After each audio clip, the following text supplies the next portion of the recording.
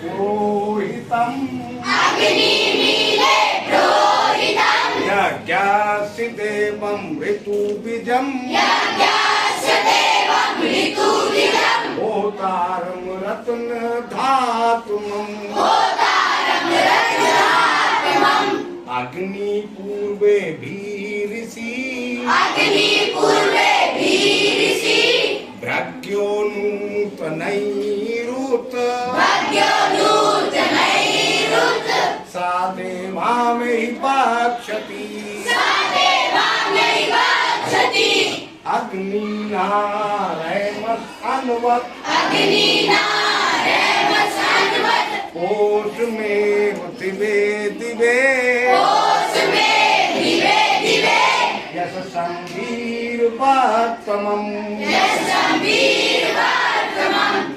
पता है आप लोगों को ये ऋग्वेद के अग्नि सूक्त के 3 मंत्र थे, पहला, दूसरा और तीसरा। इनमें से हमने 2 मंत्रों को एक्सप्लेन कर दिया है।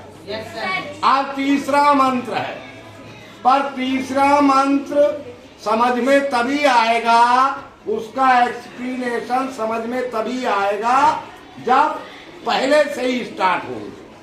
तो ज्यादा नहीं करेंगे पहले का, बस शॉर्टकट में बताते चले जाएंगे पहले को और दूसरे को, फिर तीसरे का एक्सप्लेन करते हैं।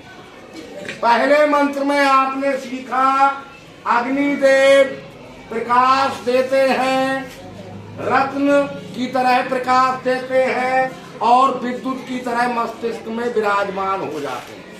इसका एक्सप्लेन हमने कर दिया किस तरह से हो जाते हैं।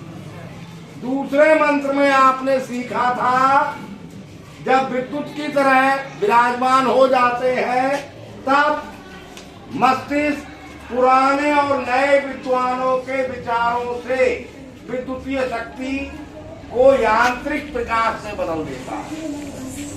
2 तरह से, रत्न के रूप में विराजमान, विद्युत के रूप में जब विराजमान हो जाते हैं तो जो विद्युतीय शक्ति है, बिजली की जो शक्ति है, वो यांत्रिक प्रकाश में बदल जाती है।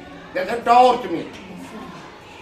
टॉर्च में हम चार्ज करते हैं ना बिजली से, तभी तो वो प्रकाश देना शुरू हो जाती है। विद्युतीय प्रकाश हो गया, विद्युतीय प्रकाश फिर यंत्र में आ गया, यानी एक टॉर्च में आ गया। अब टॉर्च से हम फिर क्या काम शुरू करते हैं, यांत्रिक प्रकाश से ज्ञान वृद्धि से अंग तंत्रों को नियंत्रित करना सीख जाते हैं। वो रास्ते हम समझ जाते हैं जो पुराने और नए विद्वानों ने हमें बताए। पुस्तकें होती हैं, किताबें होती हैं, क्या नहीं होती हैं? वो पुराने और नए विद्वानों की लिखी हुई, उनको हम पढ़ते हैं, उनके रास्ते पर चलना शुरू कर देते हैं और मस्तिष्क जो है फिर हमारे सभी शरीर के अंग तंत्रों को नियंत्रित करना शुरू कर देता है, पूरे शरीर को नियंत्रण में ले लेता है, इस तरह से ज्ञान करके। तो वैसे तो ये तुम्हारे अंग तंत्र है 12, कितने हैं? 12। लेकिन हम आपको 4 के बारे में बता दे रहे हैं। यहाँ तक तीसरे का समझ गए?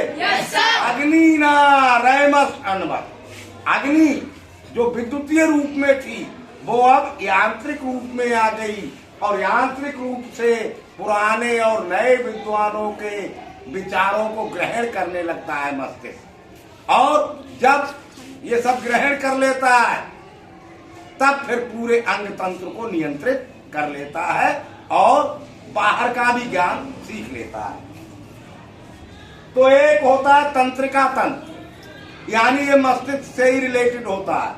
मस्तिष्क के लिए जिन जिन अंगों के सहयोग की जरूरत पड़ती है वो सारे अंग तंत्रिका तंत्र यानी नर्वस सिस्टम के अंदर आ जाते हैं। फिर होता है पाचन तंत्र, जो हम भोजन करते हैं उसके पचने की क्रिया जिन जिन अंगों में होती है वो सारे अंग जो है आपके डाइजेस्टिव सिस्टम यानी पाचन तंत्र में आ जाते हैं। दांतों से, मुंह से ही पाचन क्रिया शुरू हो जाती है, तो जीभ भी पाचन तंत्र का ही हिस्सा है।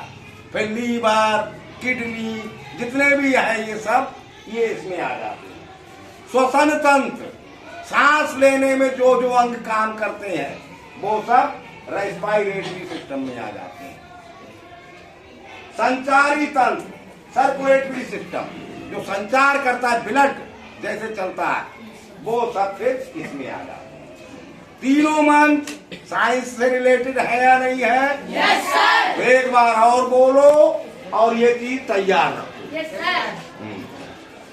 अग्नि नीले पुरोहितम, अग्नि मीले पुरोहितम, यज्ञस्य देवं ऋतुबीजं, यज्ञस्य देवं ऋतुबीजं, होतारं रत्न धातुमं, होतारं रत्नधातुमं, अग्नि पूर्वे भीरिषि, अग्नि पूर्वे भीरिषि, द्रव्यो नूतनैरुत, द्रव्यो नूतनैरुत, सा देवामहि भक्षति, सा देवामहि भक्षति, अग्निना रैमस्अन्वत्, अग्निना रैमस्अन्वत्, पोषमेव दिवे दिवे, पोषमेव दिवे दिवे, यशसं वीर्वात्मम्, यशसं वीर्वात्मम्,